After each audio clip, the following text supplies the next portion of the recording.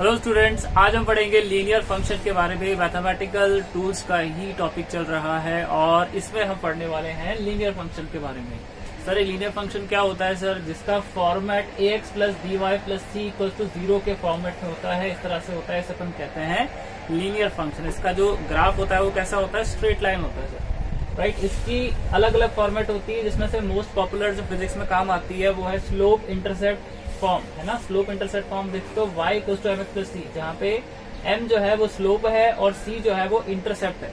अब ये स्लोप क्या होता है सर? स्लोप देखिए ध्यान से। फॉर एग्जांपल अगर हमारे पास एक स्ट्रेट लाइन है, इस स्ट्रेट लाइन अगर आप देखोगे ध्यान से तो ये x एक्सिस के साथ कुछ एंगल बनाती है सर, है ना, राइट। तो ये जो एंगल है थीटा, इसके tan थीटा को बोलते हैं स्लोप, है ना। इसके tan थीटा को बोलते हैं स्लोप। अगर आपको इसी लाइन पे दो कोऑर्डिनेट दे दिए जाएं x1, y1 और x2, y2, तो आप difference of y coordinate y2 minus y1 upon difference of x coordinate x2 minus x1 से भी आप स्लोप को फाइंड कर सकते हो। अब इंटरसेप्ट की बात की जाए तो ये जो लाइन है जहां पे x एक्सिस और y एक्सिस को कट करती है, उसी से इसका इंटरसेप्ट निकल के आता है। जैसे फॉर एग्जांपल y इंटरसेप्ट की बात करें तो ये जहां पे y एक्सिस को कट करती है, ओरिजिन से लेकर उस पॉइंट की डिस्टेंस, इसे अपन बोलते हैं y इंटरसेप्ट c।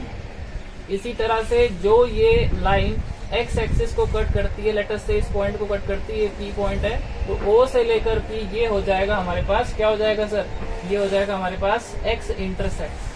तो क्या होता है सर? y इंटरसेप्ट, जहाँ पे ये लाइन y एक्सिस को कट करती है ना, राइट। तो उस पॉइंट की ओरिजिन से दूरी OQ, इसे अपन बोलेंगे y इंटरसेप्ट। और अगर ये लाइन x एक्सिस को कट करती है तो उस पॉइंट पे से लेकर O पॉइंट की ओरिजिन तक की दूरी को अपन बोलेंगे हमारा OP, x intercept, right, correct. अब कुछ क्वेश्चंस कर लेते हैं इसके ऊपर। जैसे फॉर एग्जांपल मेरे पास छोटे छोटे एग्जांपल है इसकी, आप देख सकते हैं यहाँ पे, है ना।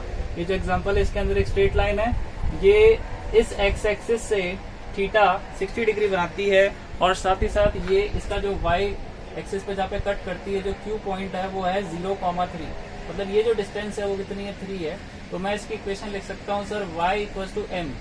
m मतलब देखो थीटा कितना है सर? 60 डिग्री। तो tan थीटा क्या हो जाएगा sir? tan 60 degree, tan 60 degree मतलब √3x प्लस x, तो हो गया y coordinate, right. y coordinate क्या है सर? इसका y इंटरसेप्ट क्या है सर? 3। देखो इसको 0,3, तो 0,3 ये इसका इक्वेशन हो गई sir.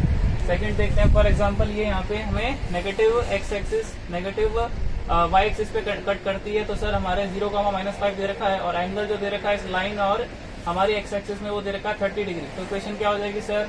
y equal to m। m मतलब tan थीटा, tan 30 मतलब 1/√3x plus the y intercept कितना होता है सर? OQ।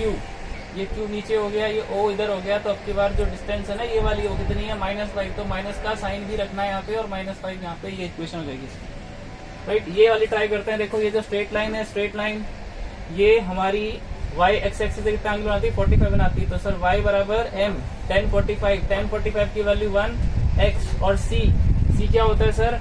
उस पॉइंट का y कोऑर्डिनेट होता है जहाँ पे ये लाइन y एक्सिस को कट करती है। देखो कट कहाँ पे कर रही है? ओरिजिन पे। तो यहाँ पे जो ओरिजिन पे जो वैल्यू हो जाएगी कोऑर्डिनेट की, y कोऑर्डिनेट की, वो क्या हो जाएगी सर? 0 हो जाएगी। तो इसका इंटरसेप्ट भी 0 हो जाएगा।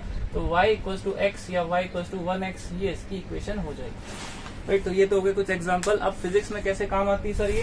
फॉर एग्जांपल हमें फोटो इलेक्ट्रिक इफेक्ट का छोटा सा एक इक्वेशन दे रखी है, जहाँ पे हमें पता है कि सर जो भी लाइट इंसिडेंट होती है फोटो सेंसिटिव मटेरियल पे, तो एक इलेक्ट्रॉन जो है इस तरह से बाहर निकलता है। वो जो इलेक्ट्रॉन है उसने लेटर से h न्यू एनर्जी को ऑब्जॉर्ब किया और उसमें से कुछ जो है उसका वर्क फंक्शन है उसको बाहर निकलने के लिए काम में ले लिया उसने, और साथ ही साथ उसकी कुछ काइनेटिक एनर्जी के फॉर्मेट में हो जाता है। तो ये इक्वेशन है जिसके बारे में फोटो इलेक्ट्रिक इफेक्ट के बारे में अंदर अपन ज्यादा अच्छे से पढ़ेंगे, लेकिन अभी के लिए अपन इसकी जो ये स्टॉपिंग पोटेंशियल की फॉर्मेट है उसको अपन देखते हैं। देखो स्टॉपिंग पोटेंशियल जो है वो है h/e into new minus phi upon e. Phi क्या होता है? Work function. ई तो इलेक्ट्रॉन का चार्ज है, h हमारा प्लांक्स कांस्टेंट है और न्यू फ्रीक्वेंसी है ऑफ द इंसिडेंट लाइट और v नॉट हमारा स्टॉपिंग पोटेंशियल है।